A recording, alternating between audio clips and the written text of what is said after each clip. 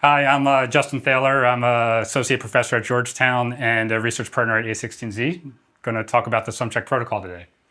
Cool, and I'm Tracy. I'm co-founder of Pluto. I've been working with ZK SNARKs for app devs. All right, so the topic today is the SUMCheck protocol, which is due to Lund, Fortnow, Karloff, and Nissan from way back in the very early days of verifiable computing, 1990 or so. Now this solves the following problem, which probably looks a little funny the first time you see it. But the goal is to compute a big sum of the following form. So we're summing over n bit inputs, so x in 0, 1 to the n, of g of x, where g is some n-variate polynomial. And the protocol is sort of going to be secure and efficient only if g is, quote, low degree. Let's not worry right now what low degree means.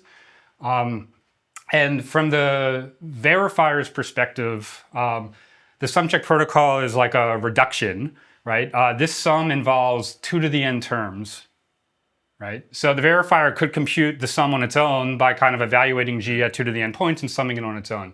The verifier is thinking, oh, that's a lot of work. I don't want to do that myself. I want the prover, who I don't trust, to do that work for me. And so the verifier in the SUMCheck protocol will ultimately only have to evaluate g at a single point. But the wrinkle is that that single point is a random point, and the randomness is not just from 0, 1. It's from a much bigger space, something called a finite field. So again, so for the verifier, SUMCheck protocol reduces this very difficult task of summing 2 to the n evaluations of g to the task of just evaluating g at a single point, albeit a point from kind of the whole field instead of what we call the Boolean hypercube. Cool. Any Makes questions? sense. I think it's great. All right, so hopefully we'll see why this protocol is so powerful, why low-degree polynomials sort of make sense to arise in proof systems. And so we're going to kind of start at the beginning. We're going to forget about the SUMCheck protocol for a little bit and just talk about polynomials for a few minutes. Okay, so we've already seen that the SUMCheck protocol refers to multivariate polynomials, n-variate polynomials. But let me just go back to basics for a minute and quickly talk about univariate polynomials. Right? So a degree D univariate polynomial is just a sum of coefficients times associated power of the one input. So this is a degree D univariate polynomial that I just wrote. It's like the classic linear combination of terms. Right? Exactly. Yeah. And this is called the standard monomial basis. These coefficients are coefficients of powers of x. There are other bases that also make sense to think about. As we'll see for the SUMCheck protocol, it's the, quote, Lagrange basis that makes more sense, but kind of starting with what people should be most comfortable with, univariate polynomial of degree D in the standard monomial basis. Okay, and a basic fact, I always forget if this is the fundamental theorem of algebra or something from, kind of 8th grade or 9th grade, but if P and Q are two distinct, so they're not the same degree at most D polynomials, okay, then they have to disagree at almost all inputs. So that means then P of x equals Q of x for at most, how is it? So two lines that are not the same can agree at 1 point. So D points. They can agree at D points. Great. So this is another way of saying this is just a reformulation of the fact that any non-zero degree D polynomial has at most D roots, right? Because P of x equals Q of x is equivalent to like P minus Q of x equal to 0. So talking about agreement points of P and Q is like the same as talking about roots of P minus Q. Right. Okay. So if they share roots, they'll agree on all those points, but everywhere else they'll be different. Yes, yep. Exactly. This is almost the only fact you need to design efficient interactive proofs. Even though interactive proofs use Multivariate polynomials, kind of each round of the interaction involves a univariate one. So you really only ever, for the most part, apply this univariate fact. There is a multivariate analog of this fact called the Schwartz-Zippel lemma, which might come up later in this session. But anyway, this is, for the most part, all you need to know. So nothing beyond 8th grade. Great. So that's univariate polynomials. But as already mentioned, the SUM-check protocol uses multivariate polynomials. And so it is helpful to introduce the notion of multilinear polynomials. Now, you don't need to know about multilinear polynomials to understand the SUM-check protocol, but you do typically need them to understand applications of it. Typically, the polynomials that SUM-check gets applied to are kind of built out of several multilinear polynomials. So in order to understand how the SUM-check gets applied, we do need to discuss this. So this is just, let's say, n-variate polynomials of degree at most 1 in each variable.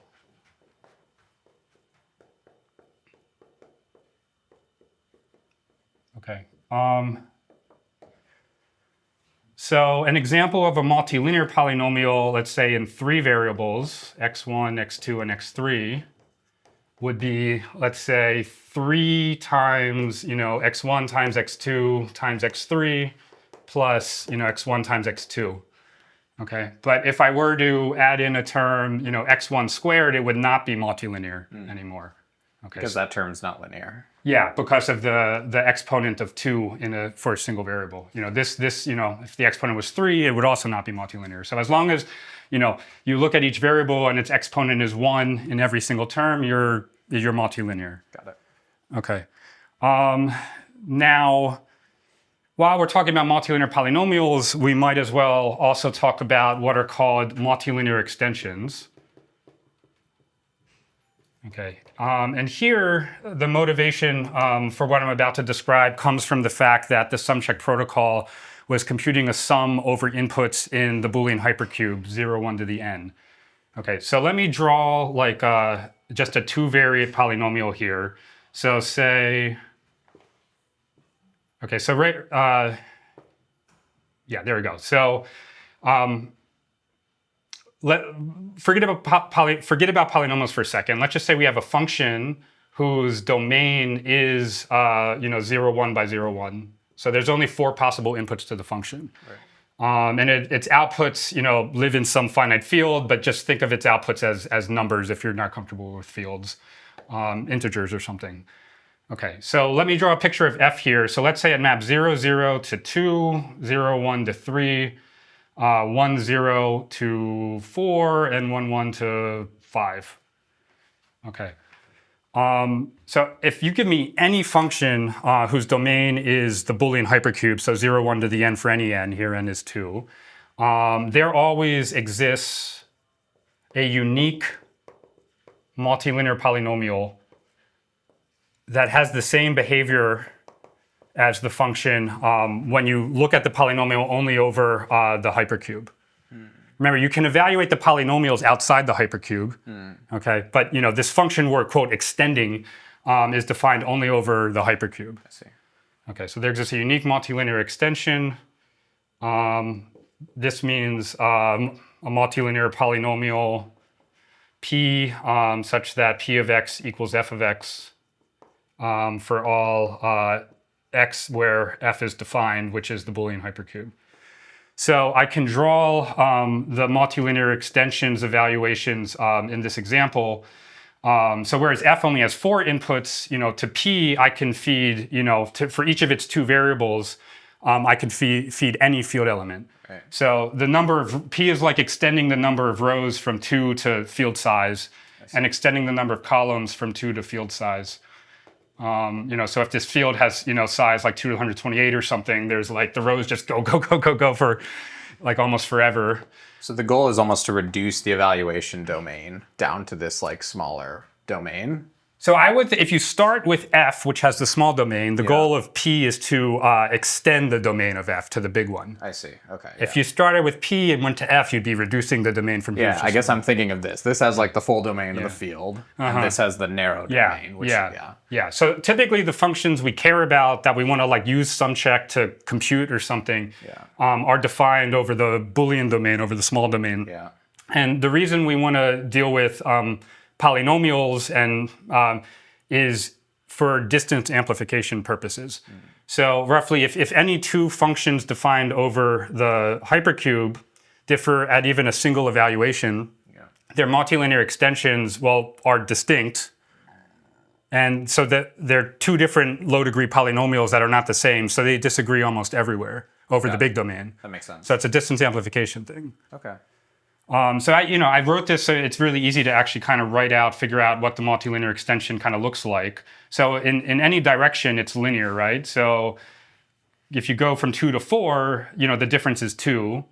So if you go one more step, it's 6. If you go another step, it's 8, and so forth. Similarly, 3 to 5, this one is 2, so 7 and 9. And then going in this direction, 2 to 3, one step is 2 to 3. So if I go another step, I have 4. If I go another step, I have 5, and so forth. So going left to right, you go up 1, and top to bottom, you go up 2. That's the multilinear extension. I see. Okay. Now note, like any function over the small domain has many polynomials that extend it, but only one is multilinear. Okay.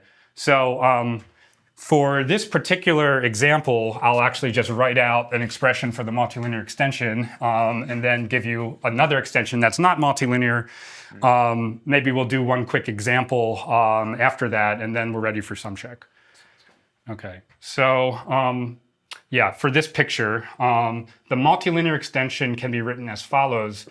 This is what I'm going to do is a procedure called Lagrange interpolation, although that fact doesn't matter. So all right, this function maps input 0, 0 to 2. Yep. Okay, so the first term... So what you're trying to do is say, given this domain, I'm going to create a polynomial that fits these evaluations, or that evaluates this domain. Exactly. Yeah. So, so in order to make sure that the polynomial maps 0, 0 to 2, I'm going to have a 2 times 1 minus x1 times 1 minus x2. All right, so you're making this a root. Well, what we're doing is without the 2, this sort of picks out input 0, 0. I see. Okay. So 0, 0 maps to 1, and any other Boolean input.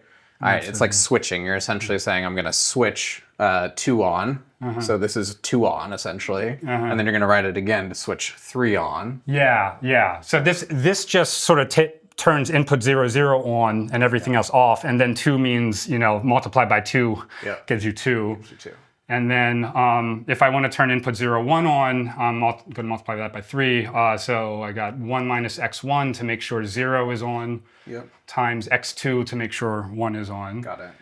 And then we have 4 times x1 times 1 minus x2, which turns 1, 0 on and maps it to 4.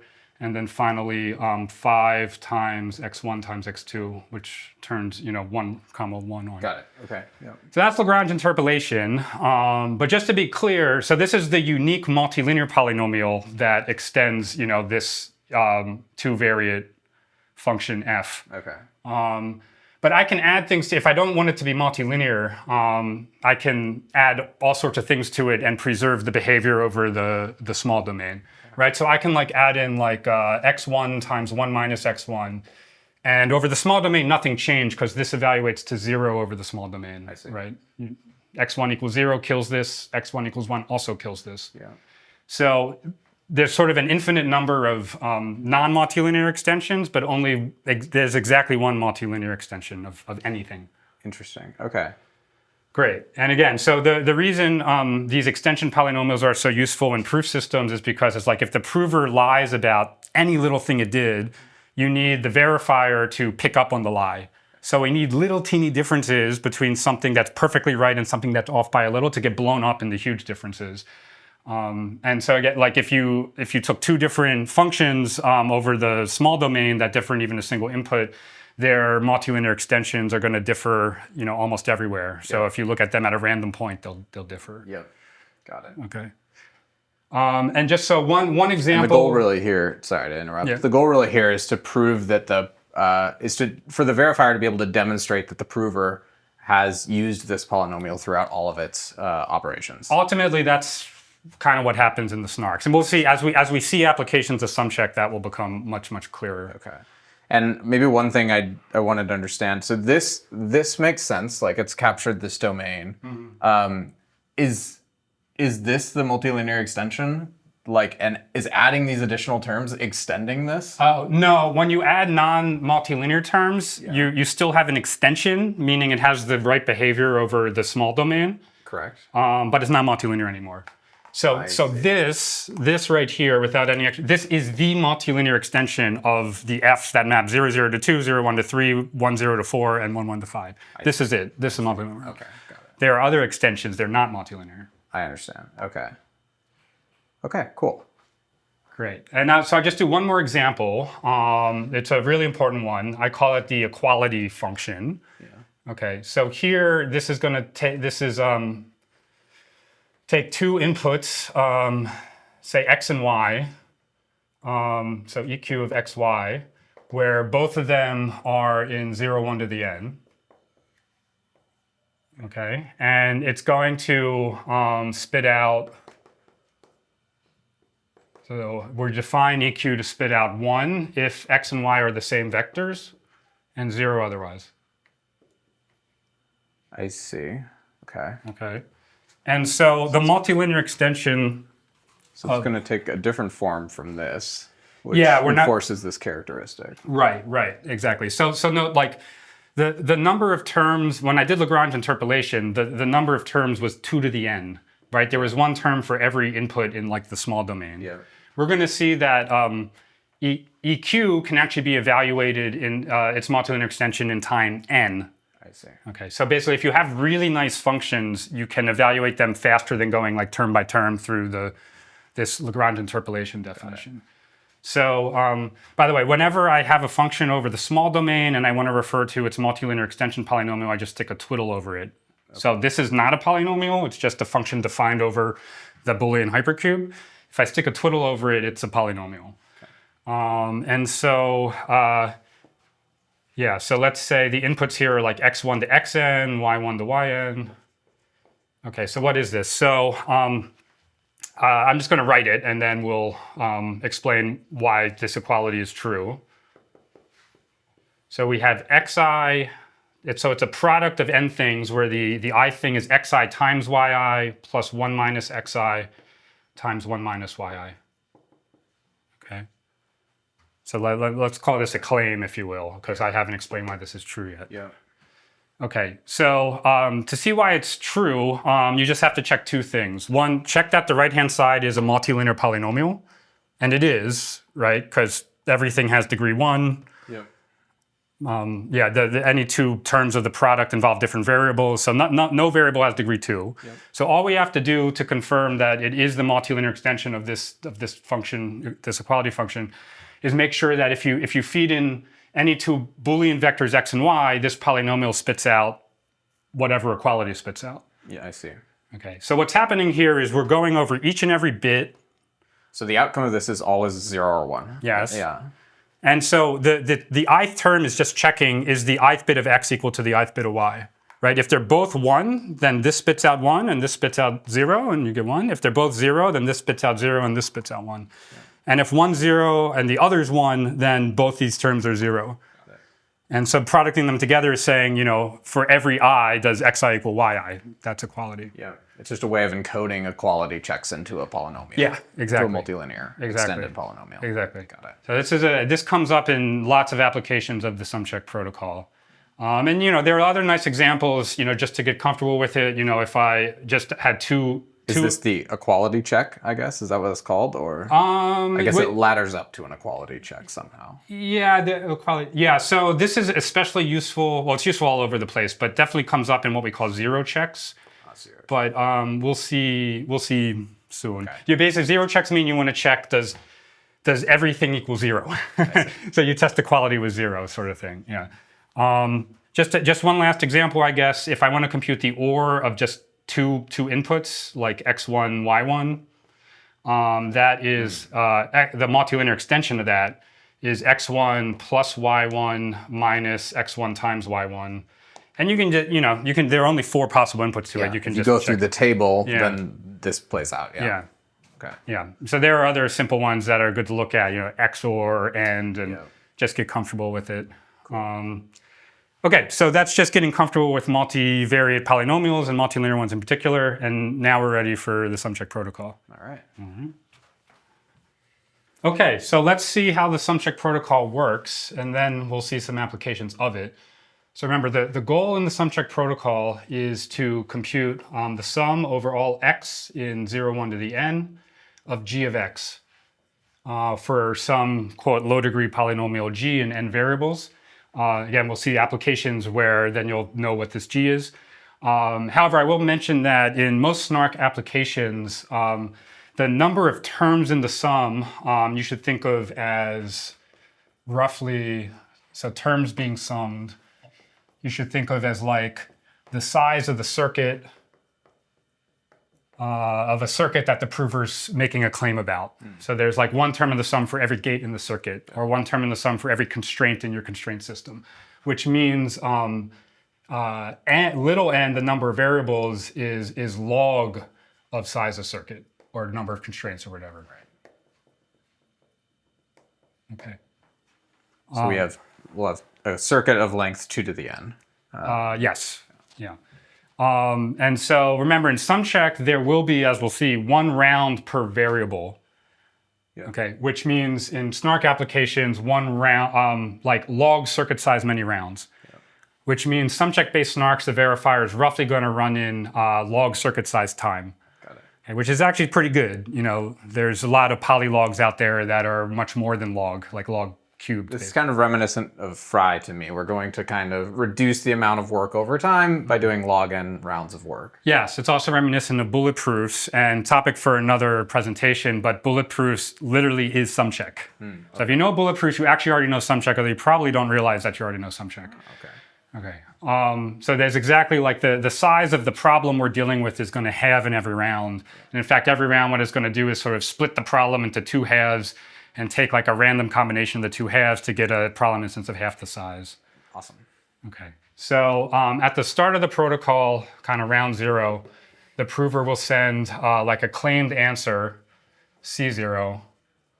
And the verifier says, hey, prover, like, I don't trust that you're honest. Convince me that the claimed answer is C0. And the prover is going to say, all right, this is how I'm going to convince you. And there's a consistency check, right? There will be a consistency check between the prover's round 1 message, which I'll define in a second, and this claimed answer C0. So I'll try not to forget the consistency check. So the prover is going to send a univariate polynomial. Let me call it S1 in variable capital X1. Which if the prover is honest, it will equal the following univariate polynomial. So the honest polynomial I'm going to call H1, but if the prover is cheating, it might send an S1 that's not equal to H1. So H1 will be defined as a sum over slightly fewer terms. So what we're going to do now is we're going to sum over like everything but the first variable. So we're going to leave the first variable sort of not summed over, just a free variable. But we are still going to sum over, Boolean values for the last n-1 variables. Got it. Okay. Now, this message is like specifically designed so that if the prover is honest, then, so if S1 equals H1, then the following will hold. So like if S1 equals what it should equal, then the claimed answer will equal, or the true answer will equal S1 of 0 plus S1 of 1. Right? Because we define H1 to just like not sum over that first variable. If you then go back and sum over that first variable, you should get out the actual answer. Got it. And again, like when we said that each round of sum check sort of takes the big problem instance over 2 to the n terms and splits it into 2 halves and like takes a random linear combination of the 2 halves, these are the 2 halves. So this is capturing the terms where x1 is 0, right? If you feed 0 into, h1, that's like feeding 0 in for the first variable. Right. And if you feed 1 in, it's like feeding 1 in for the first. So those are the 2 halves we're dealing Split with. the terms into 2 halves. Exactly. And now to compare to like bullet proofs or maybe Fry is easier. No, for both of them. This is like the magic of sum check. For Fry, or bullet proofs, you split the big thing into 2 halves, and the prover would cryptographically commit to each half. Yep. Here, there's no commitments. There's no cryptography. I see. So that's one of the amazing things about sum check and why it's so key to fast prover SNARKs. So it doesn't need to send a commitment to each half. What does it send instead of a commitment? So it just sends S1. Okay. Which is a low degree polynomial. Very low degree and only in one variable. So let's say, just for concreteness, that G has degree 2 in each variable. In most applications, G actually will have degree like 3, sometimes 2, sometimes a little more than 3, but let's say 2 in each variable for simplicity. Now note, like a univariate polynomial of degree 2 only has 3 coefficients. Right. And so S1 and H1, they're univariate polynomials of degree 2. So the prover's just sending it's just 3 field elements. Yep. It turns out, actually, you don't even need the prover to send all 3 field elements, because this check is only going to pass if S1 of 1 equals C0 minus S1 is 0. So you don't even need the prover to send. You can kind of get rid of a field element by just inferring like 1 degree of freedom from this check passing. If it were anything else, the check would fail. So just, why not just assume it passes? So very, very small messages in each round. And there's 1 round per variable. Yep. So the total proof size winds up being like, after the optimizations, 2 log circuit size or something like that, many field elements. I see. So every round you're going to pass over 2 field elements. It can do the evaluation then, and then you're going to repeat that for log n rounds. Right, exactly.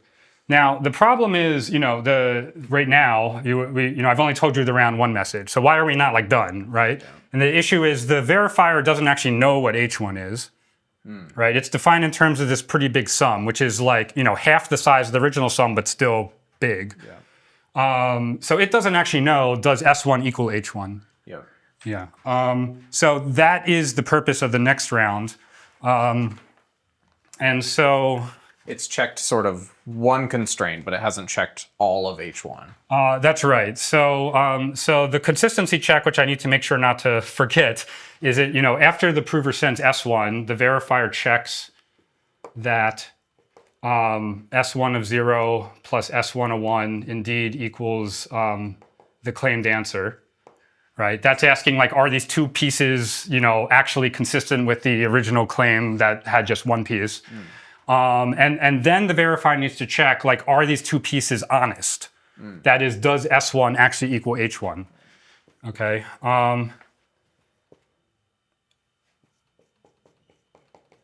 And now the prover explicitly sent S1 to the verifier. It's just 3 coefficients. And so the verifier actually knows S1. Yeah. But the verifier does not know H1. Right. Okay, so how is the verifier going to check this when it doesn't know H1? Well, let me make things a little simpler, although it's not the end of the story.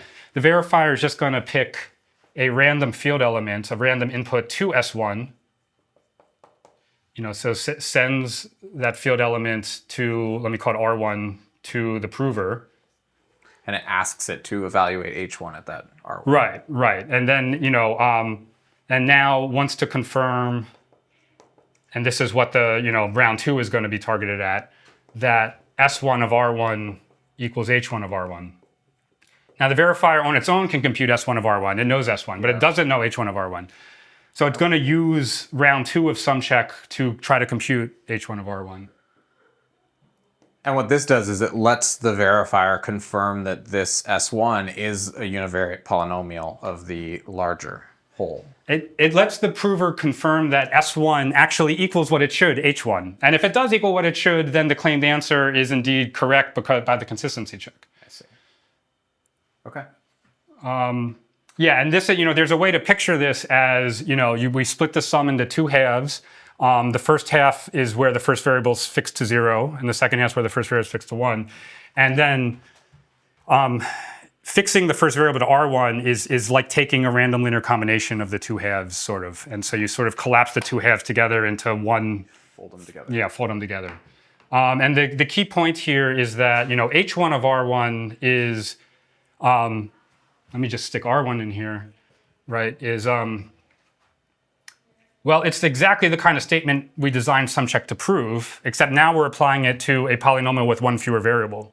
So rather than apply SumCheck to G itself, apply it to the polynomial, let me call it, I don't know, G star of, x2 to xn, obtained from G just by fixing the first variable to R1.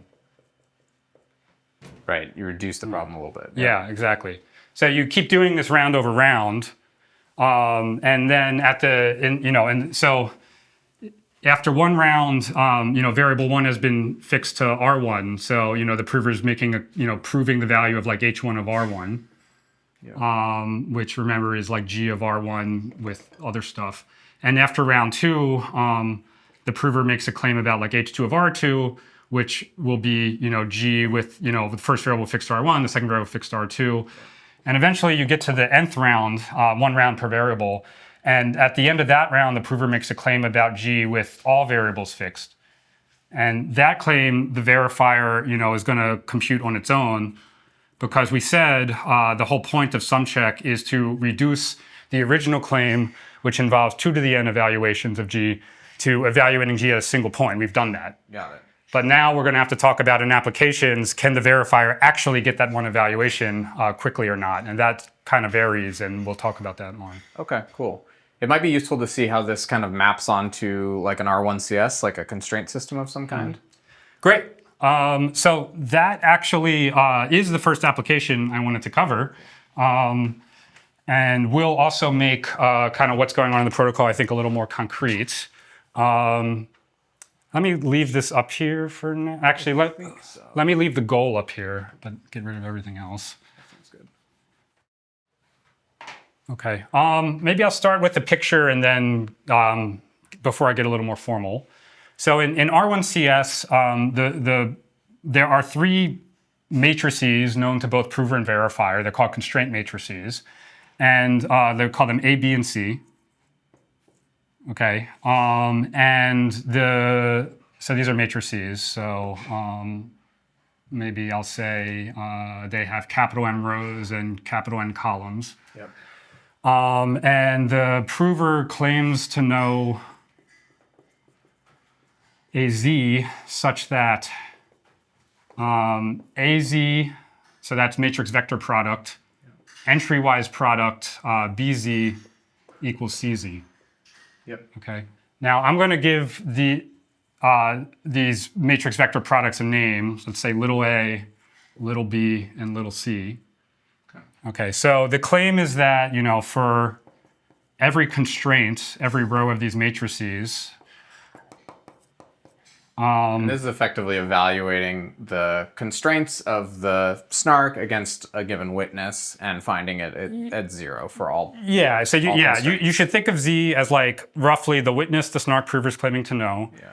And each row of these matrices, together makes one constraint. And so the prover is claiming to know a Z that satisfies all M constraints. And this capital N is like the size of the witness, and this capital M is the number of constraints. Yep. Okay, so the claim is that like for every constraint is of the form AI little ai times little bi equals little ci. So the claim is that for every single entry of these, this entry times this entry equals minus this entry equals 0. Yeah. Okay, and so you have to do a little mental gymnastics. Like rather than thinking of A as a vector of length m. Yep. We want to think of it as a function whose domain is 0, 1 to the log m. Yep. Okay, and this is a very natural thing to do, where rather than indexing the elements of A by integers between 0 and n-1, we index them by bit vectors, just the binary representations of the integers. Yep. So now we're viewing A, as a function whose domain is 0, 1 to the log m. So there, if you look at all combinations of bit vectors, you can choose out of this any given constraint. Exactly. So as a concrete example of size 4, if this is A, we'd have A of 0, 0 is 2, A of 0, 1 is 3, A of 1, 0 is 4, and A of 1, 1 is 5. Right? We're just indexing the entries of A by bit vectors instead of integers. Yeah, so this is length 2 to the n, and as a result, you have 2 entries to index all of it, yeah, exactly. So yeah, this has size capital M, and the number of variables we're feeding into A now is log of that. Yeah. Great. And now the beautiful thing about functions defined over 0, 1 to the anything is they always have a unique multilinear extension.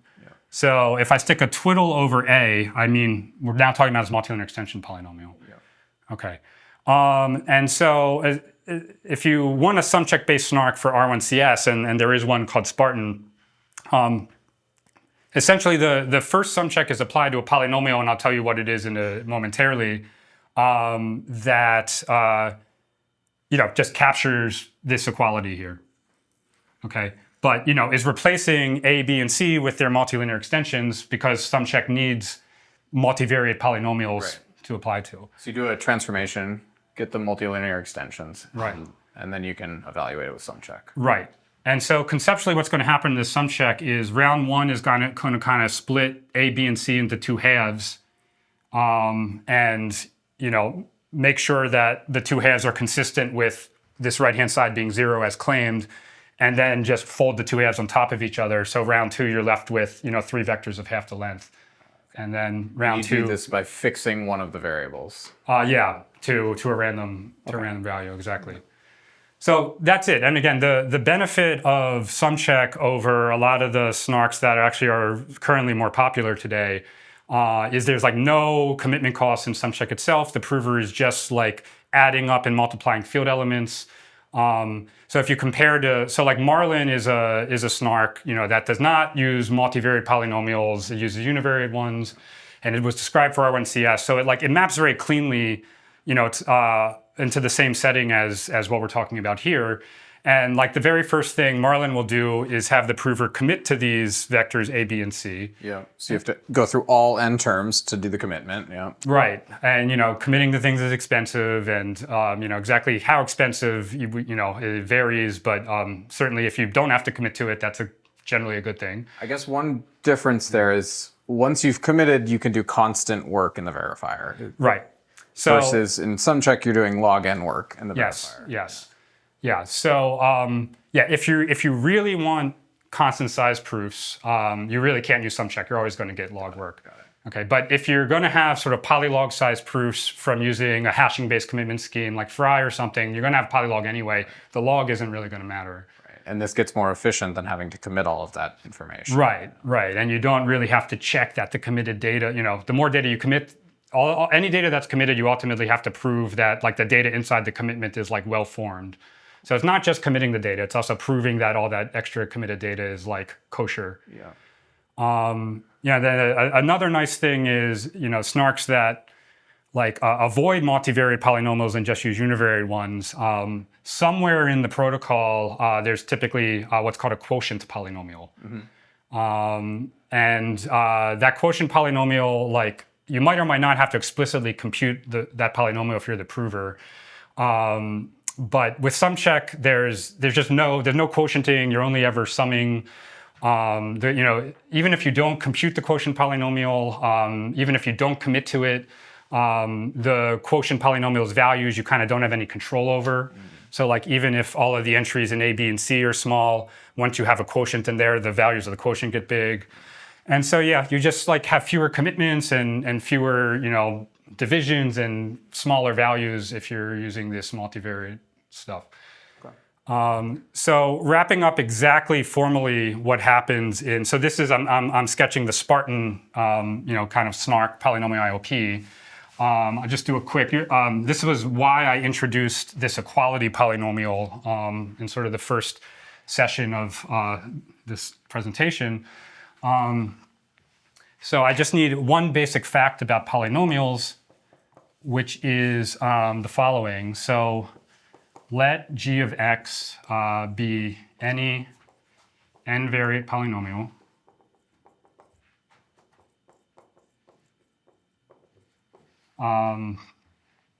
let's say of, I just leave it like that, and not necessarily multilinear. Just to be clear about that. Okay. Let p of x be the unique multilinear polynomial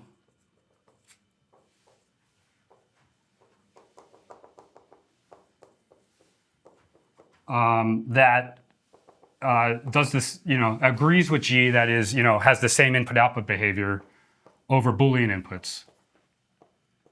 Remember, like I give you any, input-out behavior over the Boolean hypercube, there's a unique multilinear polynomial that has that behavior. Okay. Then we can express p, that's p of r, this is n variables in r, as the sum over x in 0, 1 to the n of EQ x comma r times g of x. Okay. All right. So the way to check that this is true is we did this once before when I defined the equality polynomial. You need to make sure that the right-hand side is multilinear, and that it agrees with g at any r that's Boolean. That's only takes 0, 1 coordinates. Okay, and what's happening is it's clearly multilinear because we're only feeding r into this equality thing, which is defined to be multilinear. And then to understand its input-output behavior, right? Like if r only has 0, 1 coordinates, the whole point of EQ is you're summing over all Boolean inputs, but only one of them is going to equal r. Right. And so every term of the sum dies except the one you care about, and then you spit out g at that term. Okay, so this is some kind of multilinearization expression where g might not be multilinear, but I can sort of pretend it is by looking at this thing. Right, by just extracting one piece of g and zeroing everything else. Yeah, something like that. This is sort of taking if r is chosen at random, so ultimately the verifier will choose r at random somewhere. I see. Then, this is taking some funny, it's like summing up the evaluations of g over the hypercube, but each one is multiplied by some funny term. And it's like, so that's how you get rid of the non-multilinear parts of g in that way. Okay. So the picture of how Spartan works is what I told you before, where you take A, B, and C and sort of collapse them in half, round over round over round. But now I'm just going to fully tell you what do we actually, what polynomial do we apply sum check to? Yeah, so we just covered this fact, which let us express the evaluations of the unique multilinear polynomial that agrees with g over Boolean inputs as a nice sum of evaluations of g. Okay, and so sums like this are exactly what sum check was designed to compute. So I'm pretty happy that we were able to describe the evaluations of p in terms of the evaluations of g in this sort of form. Right. Okay, so let's get back to Spartan and say exactly what does it apply sum check to. So the polynomial g we wind up caring about in Spartan is the multilinear extension of a times the multilinear extension of b minus the multilinear extension of c. Okay, so what the prover is claiming, when the prover says that the R1CS constraints are all satisfied, that's equivalent to saying that, g of x is 0 for all x in 0, 1 to the log m. Right. Each x is indexing like a constraint here, and this is saying the xth constraint is satisfied. Yeah. But G is not multilinear because of the multiplication operation here. Yeah. Okay. Now, let's just take one more break and observe that, like, if G were multilinear, it's not, but if it were multilinear, okay, then, this claim is equivalent to G is the zero polynomial, right? Because the zero polynomial is multilinear, Yeah. and it has this behavior of all points in the Boolean hypercube, and that's unique. Right. Okay. So this is the technique you were explaining of using the equality multilinear. Exactly. So if G were multilinear, it'd be enough for the verifier to just pick a random point, evaluate G at that point. If the prover's honest, it'll spit out 0, and if it's dishonest, G won't be the zero polynomial and it won't spit out 0 with overwhelming probability. Problem is G is not multilinear. That's what this is for. Yeah. Okay, so here's Spartan. So V picks, R in field to the log m at random. Sends R to the prover. Yep. Okay, and then they just apply sum check. Apply sum check. To confirm that P of R is 0. And what is P of R? So that is sum, I guess right over there, but x in 0, 1 to the log m of EQ twiddle x comma R comma G of x. Okay, and great. So that's what Spartan does. Awesome. Now at the end of this sum check, the verifier has to evaluate this polynomial at a random point. Yep. Which requires evaluating G at a random point. Yep. Okay. Now that is a little bit annoying, right? Because the verifier doesn't know what little a, little b, and little c are. Right. Okay, but it turns out you can get the one evaluation of each of these that you need with the second sum check. Okay, and at the end of the second sum check, the verifier winds up having to evaluate just z at a random point. And this z would have been committed at the start of the protocol with a scheme that would let the evaluation come from the commitment scheme. I see. And so, yeah, the nice thing about Spartan relative to SNARKs that don't use sum check, that only use univariate polynomials, is only z is getting committed, not little a, little b, little c. Right. There's no quotient polynomials. You're committing the witness, but you're not required to commit the full circuit. Yeah, like not the value for every constraint, Yeah. but just the witness. And you kind of, yeah. Which reduces the prover's work. Yeah, and in fact, it's now known that the prover in this sum check can be brought down to 5m field operations. That 5 is like really small. Yeah. Like nothing else really matches that. Yeah. So it uses some optimizations that are very recent, but even before those, it was 10m or something. So there's just like 5m field ops is like nothing relative to most of SNARKs that are used today. So that's Spartan. Cool. And I guess we're going to talk a little bit about GKR and maybe contrast some of these techniques, this technique specifically, with some other techniques that exist for SNARKs. Yes, exactly. So Spartan is one sum check based SNARK. Yeah. And GKR is, it's actually an interactive proof that uses sum check protocol that you can turn into a SNARK by combining it with a commitment scheme. Okay. And I think it's instructive to compare the two. Because GKR is kind of taking like the sum check ethos to an extreme, like really, really, really minimizing the amount of committed data, which is really powerful in certain applications, but can come with downsides in others. So we can talk about that a bit. Okay. So the GKR protocol, named for Goldwasser, Kalai, and Rothblum, who introduced it in 2008, is sort of best described in the context of circuits rather than R1CS. So this is just like the inputs to the circuit are field elements, and the gates of the circuit. Each gate sort of adds or multiplies two field elements together. Yeah. Okay. It's more reminiscent of Planck than R1CS. Right. So Planck was originally described for circuits as well. Yeah. If you applied Spartan to a circuit, we described it for R1CS, but you can apply it naturally to a circuit. In fact, that's basically an earlier work called Clover. the very first thing the prover would do is cryptographically commit to the value of every gate in the circuit. I see. Okay, and then Spartan just has like 2 sum checks. Okay, and actually in applications like Jolt, you only need 1 sum check, but so it's kind of proving the whole circuit all at once. Yeah. Okay. In the GKR protocol, the prover never commits to anything. The verifier does need to ultimately evaluate the input to the circuit at a random point, its multilinear extension. And so if the verifier knows X, the input to the circuit, there's no cryptography in the GKR protocol. Got it. It's an interactive proof. There's no committing to anything. It's information theoretically sound. Right. So contrasting that to Fry or KZG, both make cryptographic commitments, which depend on different cryptographic constructions. Right. And so any SNARK is typically obtained by combining a polynomial IOP and a polynomial commitment scheme. And Fry and KZG are the commitment schemes. Yep.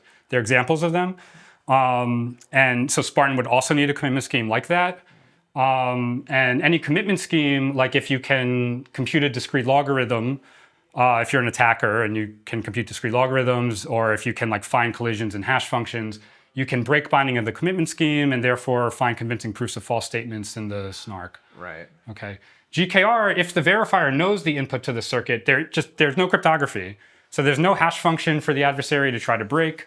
The adversary could take trillions of years, and if you run the protocol interactively anyway, the security is coming from the fact that, like in round I of the sum check protocol, when the prover sends its degree 3 polynomial, it does not know the random point Ri that the verifier is going to pick in that round to like check its claim at. I see.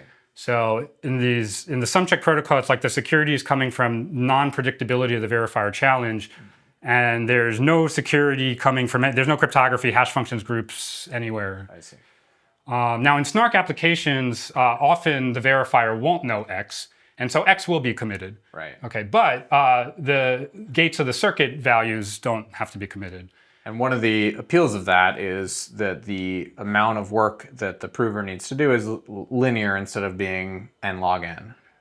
Yeah, so it depends what commitment scheme we're talking about to discuss how expensive would these commitments be if we did commit. Yeah. But generally speaking, like the field operations that the sum check prover does are cheaper. Like group operations are built out of field operations, right? And if you avoid groups, you're going to have to do things like hashes or FFTs, and like one hash or it's all just much more expensive than adding or multiplying 2 field elements. Right. That's the intuition.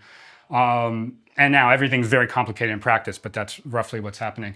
The downside of having no commitments at all, even if the verifier does know X, there can be downsides, is it can be pretty hard or impossible to keep the circuit small. So our general techniques for keeping circuits small so that we apply SNARKs to small circuits instead of huge circuits uses a lot of untrusted advice. And this means like if you need to divide 2 quantities, rather than having the circuit literally run a division algorithm, we have the prover provide the quotient and remainder, and the circuit just checks that they're correct with like 1 multiplication, 1 addition. Now, if there's no commitment scheme, that untrusted advice either has to be sent explicitly to the verifier. But fortunately, a lot of the circuits we wind up caring about in SNARK design, they're very simple, even without any untrusted advice. They're just like, a binary tree of multiplication gates. This is called a grand product. If you just want to compute the product of all entries of X, like I don't need any advice. I'm just going to multiply them together in a tree, and that's it. I see. And that's exactly where we're starting to see GKR get applied. Okay. Let's actually just see a binary tree of multiplication gates real fast. So we have x1, x2, x3, x4. So we want to multiply these 4 things together. Yep. So here's our circuit that does it. Okay, and the way the GKR protocol works is like the prover is going to send like the value of this claimed output gate. Yep. The verifier doesn't trust that claim. So it's going to apply the sum check protocol to reduce the claim about the output to a claim about the gates feeding into the output.